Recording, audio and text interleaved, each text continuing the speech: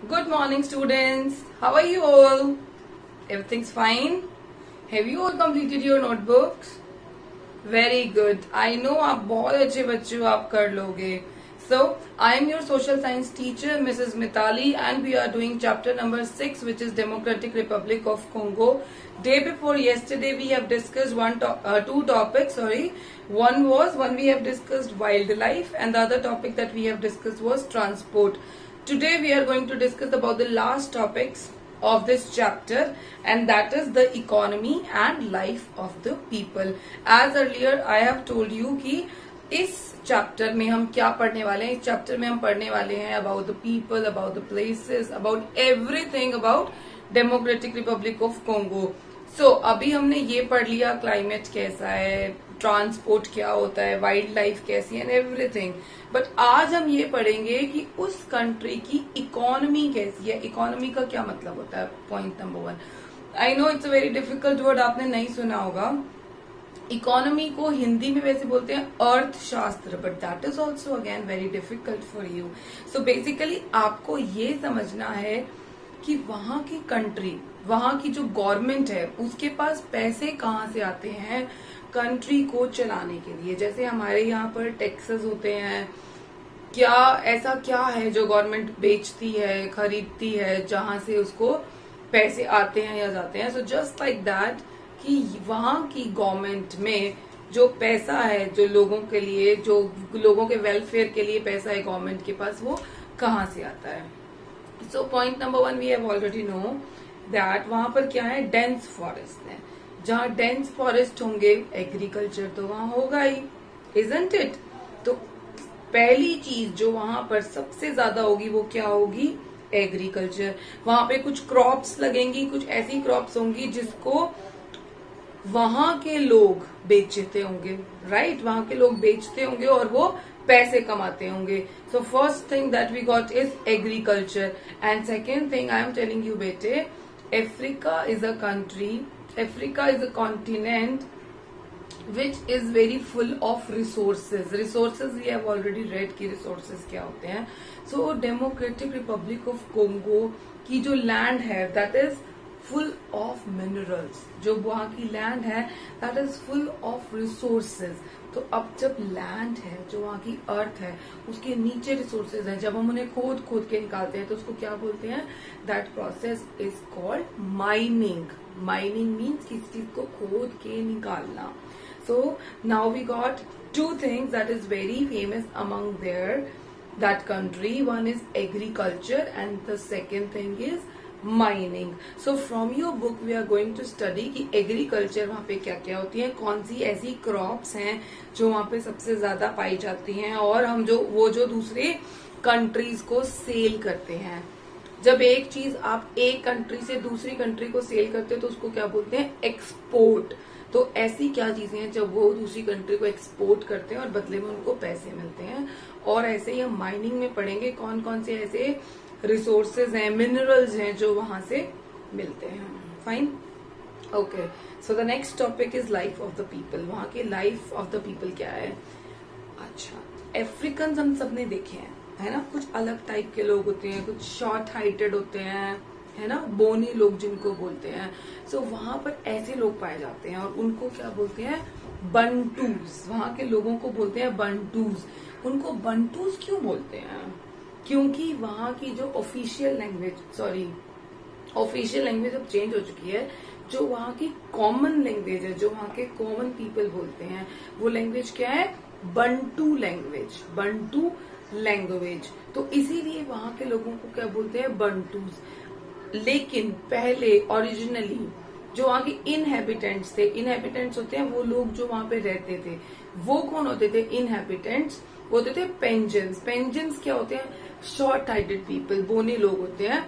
तो वहां पे पहले वैसे टाइप के लोग पाए जाते थे. बट नाउ अब क्या है, वहां पर एक ट्राइब है. ट्राइब क्या होती है, एक जाति है. किसकी, बंटू पीपल की. और ये बंटू लोग रहते हैं कहाँ पर है, ये रहते हैं फॉरेस्ट में.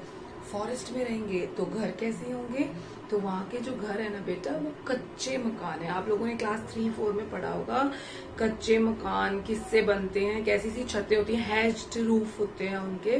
सो वो ऐसे घरों में रहते हैं. काम क्या करते हैं, agriculture. So let's read it from your book. So today we are going to study about economy. Agriculture and mining are the chief occupations of the Democratic Republic of Congo. As I've told you कि वहाँ के लोगों को क्या सबसे क्या काम है, main agriculture and mining. The country is rich in mineral resources. जो वो कंट्री है वहाँ पे बहुत ज्यादा मिनरल रिसोर्स पाए जाते हैं. कौन कौन से रिसोर्सेज वहाँ पे पाए जाते हैं? Copper, diamonds, gold, silver, zinc, cobalt, magnesium, tin, iron ore and coal are some of the minerals found here.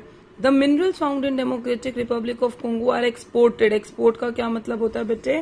Export means send things such as goods, fruits, vegetables and minerals to other country for sale. उसको बाहर भेजा जाता है दूसरी countries में. Other countries because the industries here are not well developed. Industries here मतलब देखो जिस फॉर्म में उन्होंने वहां से निकाला, डग किया, खोद के जमीन के नीचे से उसको निकाला, वो उसी फॉर्म में तो यूज नहीं कर सकते ना, उसको प्रोसेस करना पड़ता है. ये मैं आपको रिसोर्सेज में समझा चुकी हूँ. अब वहां पर इंडस्ट्रीज इतनी अच्छी नहीं है, जो मशीन्स हैं वो इतनी अच्छी नहीं है कि उनको प्रोसेस कर सके, तो वो क्या करते हैं? एक्सपोर्ट कर देते हैं दूसरी कंट्रीज में. The main cash crop includes. Cash crop कौन सी क्रॉप्स होती हैं? कैश पैसा नहीं, cash crops grown for selling purpose. और ये कह सकते हो कि जिनसे वो प्रॉफिट कमाते हैं, पैसे कमाते हैं. Include coffee, palm oil. Palm oil होता है ताड़, एक पेड़ होता है ताड़, उसका जो तेल होता है. Rubber, cotton, sugar, T and cocoa. जो वहां का फूड क्रॉप्स है, जो वहां के लोग खाते हैं. Include cassava. जो वहां का मेन क्रॉप है वो है कसावा. कसावा होता है, हमारे यहाँ शकरकंदी आती है ना, वी हैव शकरकंदी आती है, स्वीट पोटैटो जिसको बोलते हैं. It is same maize, groundnuts and rice. So this is the main economy of how they manage their economy. They manage their economy with agriculture and mining.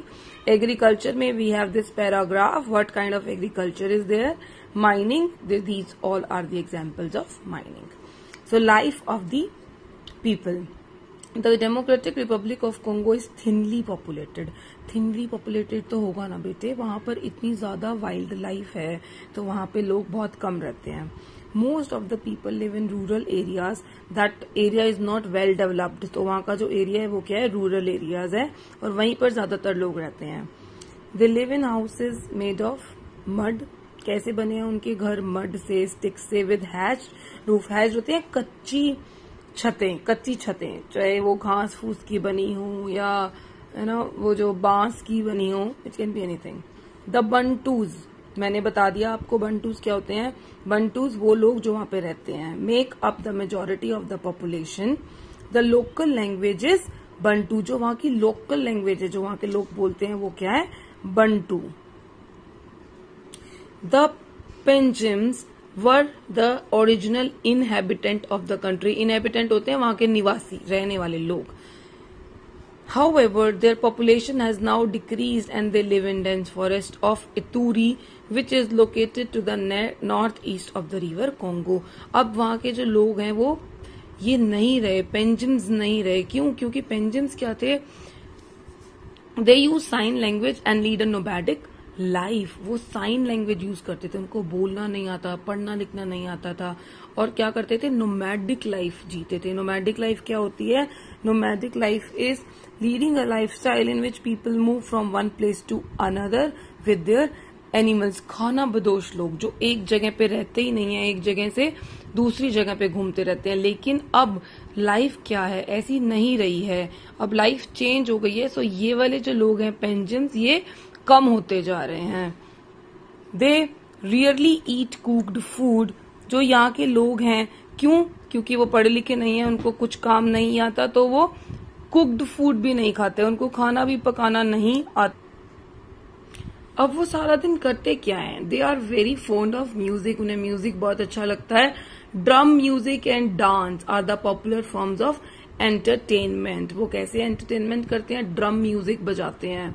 Drum music सबने देखा ही होगा, Baahubali movie में भी हमने देखे हैं ऐसे लोग जो डांस करते हैं जब बाहुबली का राजा अभिषेक होना होता है.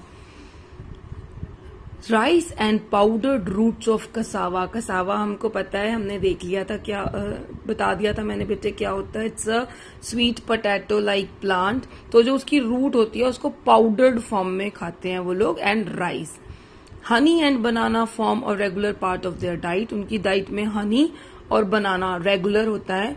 They live by hunting and gathering food from the forest. वो कहाँ से लाते हैं खाना, वो क्या करते हैं, हंटिंग करते हैं, जानवरों को मारते हैं, and gather food from the forest. अब जैसे फॉर एग्जाम्पल यहाँ की, हम हरियाणा में रहते हैं बट हमारी लोकल लैंग्वेज तो है हरियाणवी। क्या हमारी ऑफिशियल लैंग्वेज है? नहीं। सो लोकल लैंग्वेज वहां की है Bantu, but the official language of Democratic Republic of Congo is French. वहां के लोग क्या बोलते हैं? French. Some of the important cities, अब वहां की कुछ इम्पोर्टेंट सिटीज है बेटे। कैपिटल सिटी है Kinshasa, that is important. The mineral rich city, जहां पे सबसे ज्यादा मिनरल्स पाए जाते हैं, that is Lubumbashi. Lubumbashi. And the port city is Matadi and Kananga. These are the important cities of Democratic Republic of Congo. So, I hope बेटे chapter सबको समझ में आ गया होगा। इजी चैप्टर था, इजी टॉपिक था। थोड़ा economy and life of people is bit complicated, so थोड़ा सा टफ है, इतना ज्यादा टफ नहीं है, बिल्कुल थोड़ा सा टफ है। जस्ट रीड द चैप्टर, अच्छे से अब इस चैप्टर को पढ़ना है, because tomorrow we will be doing the question answers and exercise of the topic. Okay बच्चे, बाय।